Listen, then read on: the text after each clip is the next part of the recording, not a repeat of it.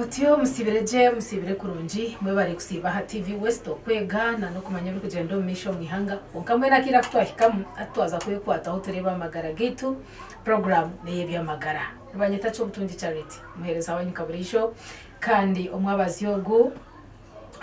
twataya isa Dr. Dickson Nwasasira okurga ha Doctors Case Medicals of course urwo rembo rwa rukunziri abishaka mbe mundekere mukace okay na nokwe na bana akorayo abakubamba mwetenga betu twaza kuganira twatena na ear infection ombana infection yamatu ombana kandi abakutusiyo program ejina bakazire health products ebikunywa byabo mubukolise mwe baraba kubireta amabaga we feel good abukamukamanyo mugashogwabyo mukwatena na ebyamagara gate bishango maduka gono mwihanga kandi akasente nakakariyo munshaho yawe bikingana niwe mbwenu katuzo wa doctor atwe yanjuruje then agwanyuma turebe what this means doctor bari munonga chapter na nabo kutureba umwazi yogo nibanyita Dr. Dickson Nwasasira luga Doctors Case Medicals omuru konjiri watugamba ntwara mu show kwakira bakutureba kandi nano kubeba zabo kugumana ibega acyahita abantu nibega baterana amasumba twabana amasumugani yes niba twakundira so again umugisha muhango okwija kushomesa kusinga munonga aburwiro bo kuteganiza abana bitu cyahita no no mwana mukato kubyama itwabazire arwire simprebere binje uyu no mwana umukarwira inumuro to kubyama tubushesha konka tukizire kushanga ngo ubwiro bwinji ati nco kureba haronka specialist babana akoja mu mwana tikuja mu muntu muhango muke umwana no mwana system zene zikora okundi na neburwe ko bakwata ne baza kutazo mu bantu abakuru so ejo wagambe cha ear infection zo mbana nekize gucanga munonga because it defeating abashaho umwe na umwe echa kabiri umwana tayenze kugambira hakushasha rero shanga yarira mu complications yeah now ear infection then in children betere description naho naho tutanzira okay so ear no kutu amatu agaga yes so na nabana bina matu then agamatu niguga kukira kuzamo obukoko ningezweta mu germs basa kwa ziri bacteria ziri virus ninga fungus okay gatahirirwa obukoko kumunda kuzimba kore bironda uburo winji watabwine treatment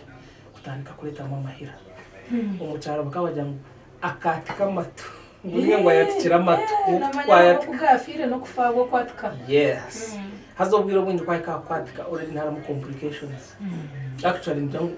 kuleta mahira ni complication umubana ntigira ngo ubwiro bwinji abana bakurwara matu from 6 months okuhika amyaka 8 nyezi mukaga okuhika amyaka 8 niba ryakatezo nguko ndakashoborore so ushanga okutko mwana nako niko ko mukuru charite okutu okumukuru noko mwana gona gine buri kutukwine ebishenje bibiri aracho munda ikikota muri ina iya dena necha hero icahero nayo tukureba kuko tuwale mukutu ahona outer ear then haza utweta ngoni eardrum then umuntu haza n'ikindi exchange ate cyo necho kutwara sound mpako mbonko chikajisa amisi then ukazo mbonko so obwiro bwinji ear infection nezitangira mu kindi cyo munda ina ear kandi niye kucha ku defeating n'abantu bindi ekende cha heraha koko giro tuwagiro umwana ureba hakutukura ureba hariye bironda konka ina iya yaba infected no botakureba yo kandi waza kugira ngo urebe yo mumanyiso then ushanga ngo nica challenge apo nasa kuleta amahira ninga infection tanjiro munda atiyatanga kwa hero nibwo atanga kujota okugireba so ekende cyo munda cha ina iya ninga otitis media niye kusinga kuteganza munonga abana kandi ka defeating na buri yomo kuragura na no muzire because umwana atagambira we nuranaje nahemba umuro to kumanye cyohoneje so imyezi mukaka kusira myaka 8 problem ina ear ninga parte je kuga eardrum kuga komunda niye kusinga kweshereka abantu then ukashanga umwana yagira mu problems. Ushaka bwencha myaka myezi mukaga kusiya myaka 8 itaba kuri tunga bukoko. Yes, so first of all habwo shongibiri. I think when noma chaita TV ntota kwenda complicating science tukagireta tutanda ubuntu bukubasa kwetegereza. Number 1 ece china ninge chenje cyo munda waruga eardrum chine makasheke akutwita ngo ostichian tube kigambo cy'ugumira but harimo akasheke akakurwa mu chenje cyo munda cyo kutu kakizira cyo mpaka amaraka ati uyebuze amisho ni garete muzuka inyindo yete bihinze kana atoneta mu machasi hati ya fluid yo mu matu yo izanga because almost buri opening in the fluid so amatugitu fluid akorerwa ko munda ekuba neyozayo hati yishumiraga nkahe ko kari yakasheke akitweta ostichian tube so umwana bato 1 nikaba kari kagufu because umwana ni mutego mwana so okuruga akarihiri okuruga mu chenje cyo munda cyo okikaika kushoholeza hankanka ni hagufu ni kagufu so yana yonka ninga kunywera ha bottle then chances ziringu agamasherekana n'ibyo kurya nibibasa kutorera mu behendereka umukutu abije byatara infection ahubwo nandiyo ninyebuza wagira ngo infection yetaho ko munda etazaha heru nibirabahe kureta infection exactly aha so ubwiro bw'ini infection zeze zikuza umu inner ear then zazirabira either so reka tuzo mu simple stuff yes wareba umwana watandika ku munsi byame ninga kumuhe icupa katandika konka abyame then wayongera katezo like times 10 ko kufuna infections zo matu because just so kugira bati naza kuza kumera amashereka ninga amate bitoro mu byaka kashiya cyo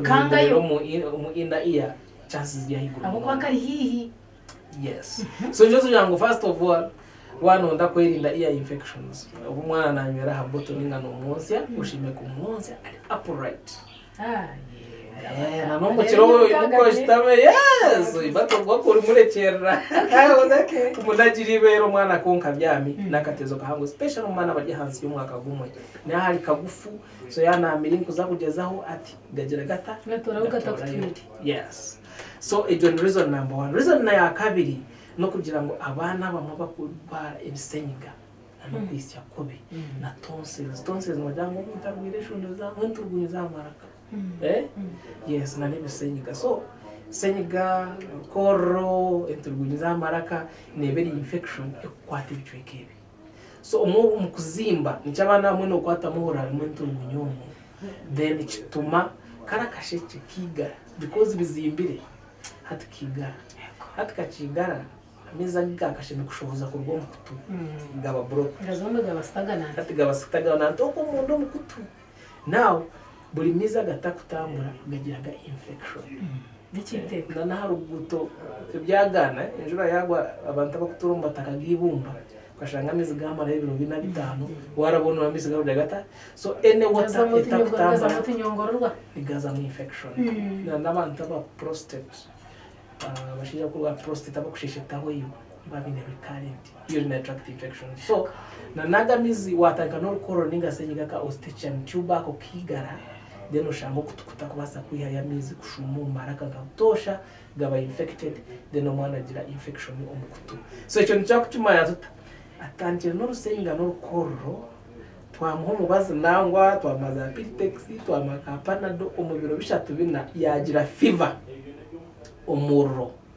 then umuro hate bana mabyagira bita byayanga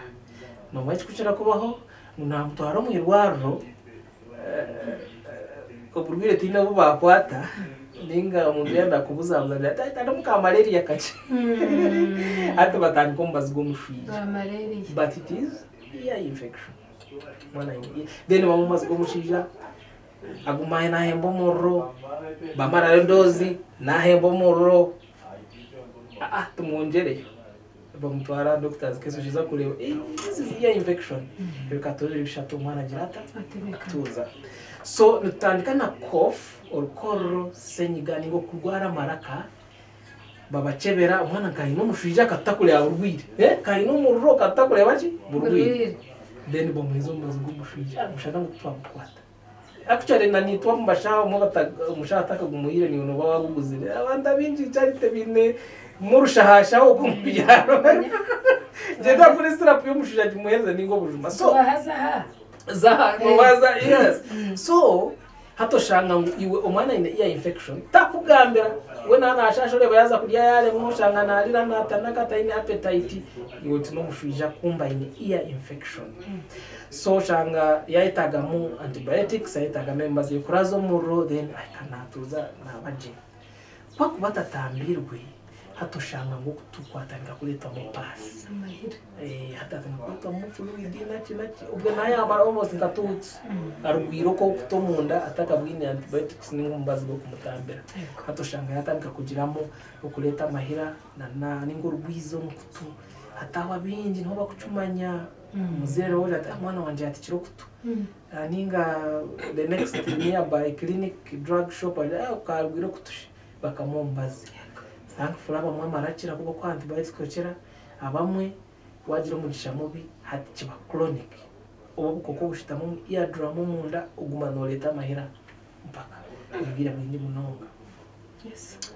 ninga tujya tushanga ngo complication emwe tukushangamo karakashe cyane kutwandugamba kaba infected kigara permanently cyo ngambi mwe ntatigure fluid yone kubaneretwa umukutu netandika kuraba nkai kuzo kwakigara ndimushanga no mwana atakurraje nabura na balance so ushanga complication zayongera ahiguru ahabweco ahabweshonge yatangire very simple so na twatandika ndikushoborora ahabwaca abana bato so nagamba hakinde cyo kugira ngo abakurwaro senyiga nibatuma okakasheke kigara kalita mu infection number 2 ababi bakonsya ninga okunywisa babyami especially ababyansi y'umwaka gumwe akasheke nikagufu emere netahayo ekigaza hatoshanga umwana yagira iya infection akunkurugaho nijangira nti ebyibe binagamo nibikira kukora munonga okugamyeza mukabikusanya myaka 2 kurugaha myaka 2 kuzari monana infections mbabazihira hishomero umubanda bana ushanga yakwatonje yakwatomkutu ninga ahubwo kugira ngo ubona ati ne immunity kumara yaterwa umucucu yaterwa cyazeki umucucu amizoro wa munabisa haza yamizi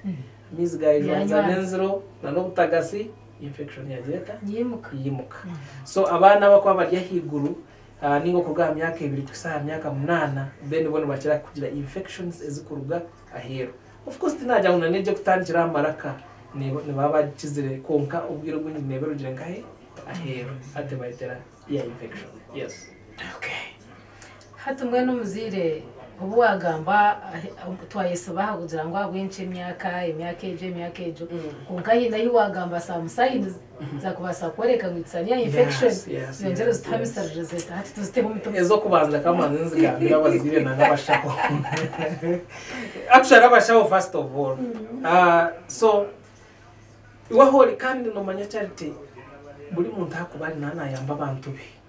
nabayashomere certificate ya nursing ningachi konka ayamba community jo kukiremishwije njoka na nebe bintu nkebe wale bo mwana ayino muro gutakukira utamwa malaria treatment ya malaria utakwasire mushwije please nakweshengereza ishunga zo kurwara matu ziteka list yawe olebo mukutu ningorondo bumanyiso obunaza kugamba kwa so echo kubanza cyabyo no mwana ino muvro because twajya ni infection atahirirwa bukoko ndasa kubera virus ndasa kubera bacteria ngo ngobire bw'ineri bacteria so nayo muro mwana nahemba umuro hazo murogwe no kuba kweta ngo constant mwana nahemba umuro mpaka mukajeje no mwazo umuro gutakurara nigurara bamuteka makajumaka ka fever ninga bakamuhereza kasira puringa kamutera kakato nigwa gutakurara yego so oshanga mwana tayine mushija takwirukana just in a poor appetite na numuru please wabo je mushawa ko hali yukwata ikizibe cy'amato kitengahe list echa kabiri omwana naija ari mwakurya ahabwa cyabuja ngubiro bwinjika kuba naje ngana yonka atatayo pressure ashasha so typically wodi muze no mwana yakwatibere yayo ko kashatukana yari rekura naza no kutalira kunkola yalire kura tumungu yagira ata yashasho kumpaho ka harugwira ako kabaka manyiso nako nakareba je kabaka manyiso oine kuba careful umwana akakwati barerere kura chamaza wale yaka kulikuwa nine appetite kungaye kukabika shatalire kura kana ino more that means aine problem iyo mumatu abana abakurumu abemyaka 5 mukaga nasabwa ngo ine fullness ni pura matu gije ni nshasha hato manyengo obu yashasho maraka wale boyo yunko mushoka la rumu bushano mbango kizibu kiringahe yo matu of course akamanyiso akamwera kali common no kutandika kuleta chi stadium konka cyunja kirireti umusane nkibiri mwana umurogwa muberire gwe olebo kutwatandika kuleta muki kwatandika kuleta mu pass then umbanta bakuru umbana bija bakora noleba yanda kugura kura bamwita takura kumbe aine recurrent infection umatugeye konka so bobunaga manze sa signs iwe nkomuzire zishimukano umanya ninga umushaho konka abana umwe atakugambe unashara marira bas ayembo mu bas yes so kutukwija muhiro abazire njaba kunde uragiro muhirwa bakuja umwana wa infection infection eje bagamba mutagira ngo ninke kintu kitore kitambura infection kibagani tumayisa kutwacebera umwana twareba ngushaga mayi eri kuru yakatinga abukoko ninga germs omagarage hina izishitami umweza zyo mutuba ine mukofu hato bo bukoko shanga bwareta infection no magara amaraka throat infection umwana ine bironda takumera ninga iya infection aza iya infection zo kushanga amaraka tigine shonge chuba taina rukoro ninga ngo nakasenyi gakacira takwirukana konga ine fever hato chukora complete blood count hato leba ngo ine infection but iwe no bakuja ngo ine infection but for us we know most likely seated ngai umatu kwa antibiotics twereze mazi yo kurazo umurro umwana akira now reka mugambire ekikukira kuyamba abantu binja n'abanya Uganda no kuyamba ate kigambo infection kikanyiri tubagamba ngo rwira amatuko ngo mushabona ko mutandika antibiotics zitambe chata kumanya umwana taraki okay konka batamuhire gumushwije yes kokana n'ikindi nitekateka as doctors nkabashaho twine kubanza twareba twamanya ngo ubwo muntu ubwo mwana twamutambira amatu so that hatwegese nyina kwenda kwejata kwerinda kutadiyo kukire bolinga mu infection so tubagambire umwana wawe aine infection tekateka ngo nkahe umatu kandi basa kureta ebe kubasa kureta nebe hatiya umwana ogwe mpo yatahanaguma yo kusingo utagambira harabazira babihira ngo wanja turanateganze by infections namwe nati yakwatwa ngo tugende kandi twaba kuri gisaguzo bwayo mbabunda biho mbakuri yes so infection y'amatu ekikize kutuyamba kugira ngo n'abantu abana tiba kufa amatu no kugira ngo abantu abinjira batambira infection ehendera ekizire konka ko kubana mangu no kutunoshomeso muzire kurunji konkana n'ekindi hato ba treatment hikire mu kiza antibiotics not ekitwagamba ko mushwija kandi gutamu haruna no bujumbo bwa kanyere doctor obwa vitamin C yeah nibakoreka nk'umwana ubu yaremerayo akakora akashasha amatuga kazira amanya bihagashaye nango infection ngo muhe vitamin C ngo jumiteho burizoba ngo immunity no bawaje boostinga tuganire ho hanshongeje cyakiryo keito turgato bacutire to kumugurira watermelon namwe vitamin C is just fruits vitamin C neshango mu fruits za butoshe minece emicungwa emiyembe watermelon ebibyo na vitamin C vitamin C nekirise cyo magara ekikuyamba okuguma kwa lining zo mubiri umbirogu omunyindo omukanwa omunda so it helps immunity ninga okuhamya lining zo mubiri vitamin C utakubasa kuraba ya so maybe sinchoba kuchakwa ni bagambaho konga yeri infection nebe infection konga of course no way in a more boost so vitamin C again yona kuja ndini mani ya harutaro mbena na ijaja tuwampaka vimakamo so vitamin C itobanya Uganda ba Africa oine chipapali hali oine mutunda hali oine minece that's vitamin C so to kwetaga kurundo ubuzima bwo mu envelope ukabugenda na just go temeo tameo nakideo na okay mbwenu turinga baza prevention terebe Yes. prevention So how do we kayeta prevent? skin infection zeze again namwe yo kutwabo kwa nkweto yes so again ni mata kwenda na munzo mu science kumangi nito yitwa wano shomesa abandi abanasi na cha nyenda ngo abaturikiza bacenge just simple things that was called yes number 1 echo concept na no kunyisa twashikiriza naho tubashita message yes right ushime kustama ukonse umwana nemwe naza kutaka tebo muchenje nyeturo ni mukesha kamenyo uyo umwana nawe no kustama kitanda cha umukwati kwenda ngo umunsi ari upright utari ngo umunsi abyamira atwo ku munsi abyamire atamashireka gatakuro mu kutu ushanga yagira ear infection so breastfeed in upright position number 2 flu na cough timely treatment and good treatment utadango wanje watura nebisenyiga ati bino biza kuleta kwigara kwa kara kasheke amatuga jegata yakwate so tusharemu abwana yakwata flu and cough you respond early na effectively for a good treatment from the doctor cough ereke in 2 days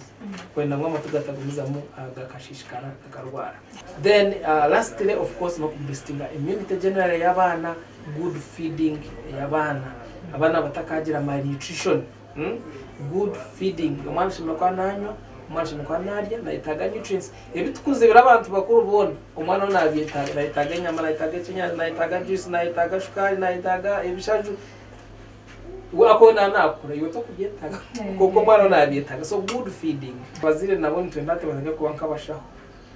agire binte bwato muto nabazo wa doctor muto twonka doctor muto umatu wacekinga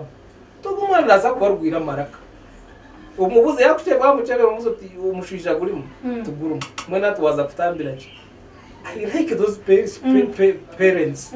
umuntu ashobora kubuza mushobororere bitabyo kwikiriza of course no kutogota kwesigana daga kunyiga but you know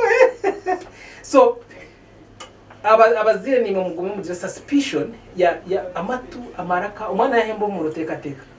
kwatinya rukoro ratinisha I think namaraka namatu you get it so olebeke muniyo waba parent okufayo kumanya ico mwana kurwara nichi then mwana naza kubakurunga aha mutagira kimwatamo amatu charite arabo kamurira mubiye bishaka wakanya kananya ndakakubuza ahabo kuba twate kijiko tutahama jitaga buturkwesiga oga oronda katike kibito katero gababura hatagayaga gacheza kuyaga gashanka gijana gahora munonga gataka gakire kwatana hato gashukayo akakokoba wakoske hati kira kuyambecho ni wax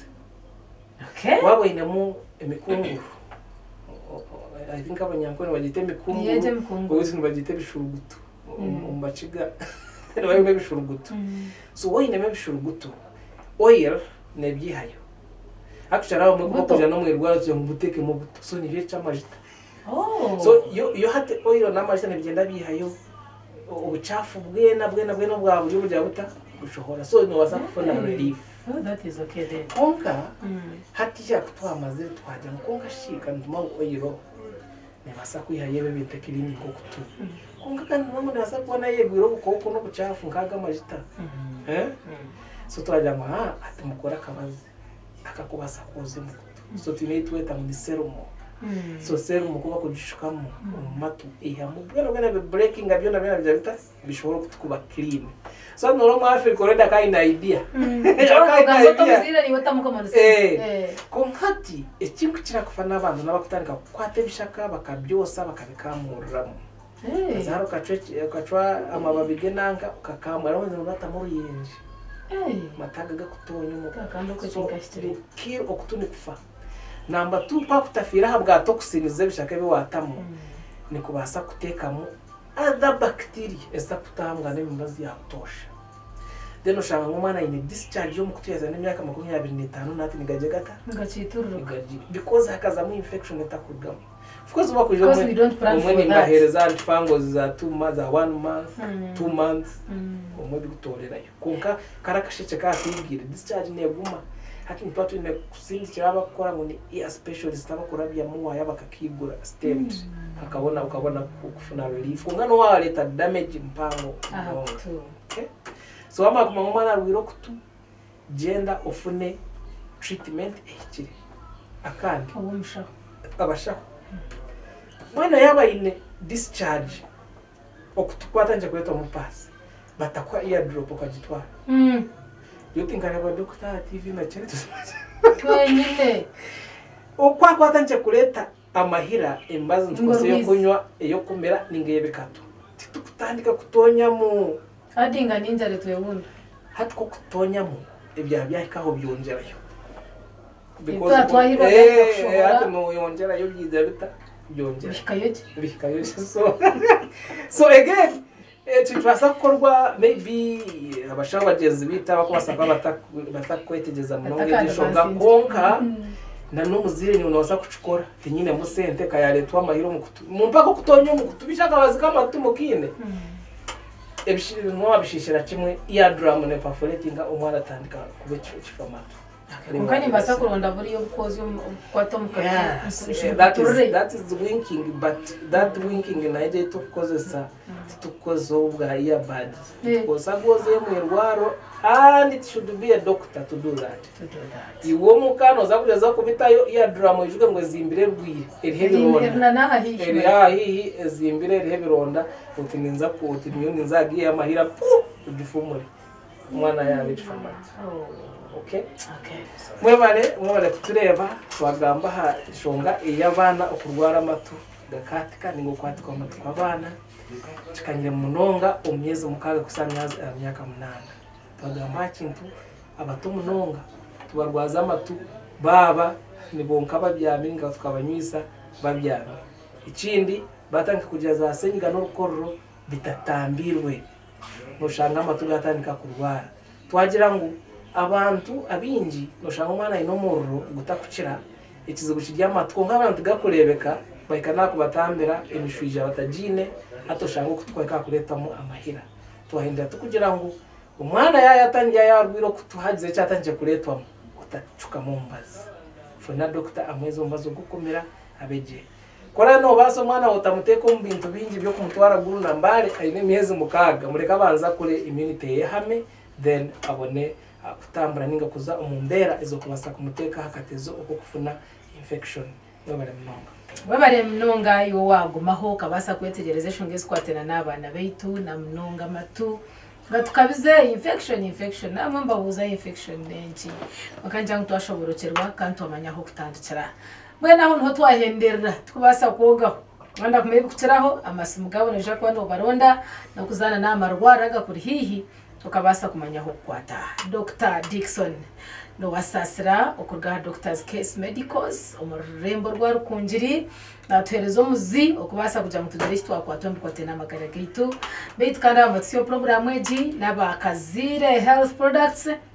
abotinzira chimbagamba kandi mangu no mukikuru no mwana mwena numbamanya abweshonga yo kujango byo byabo bikozire cyangwa amagara gaitu kandi bwumza mu bitukora nabo cyo tungecho kunywa cyawe cyabakazire health products umuhereza nabacho charity tureba naruko kubanza rwija kukorataho umushahara zo zumwe mukama witu abarinda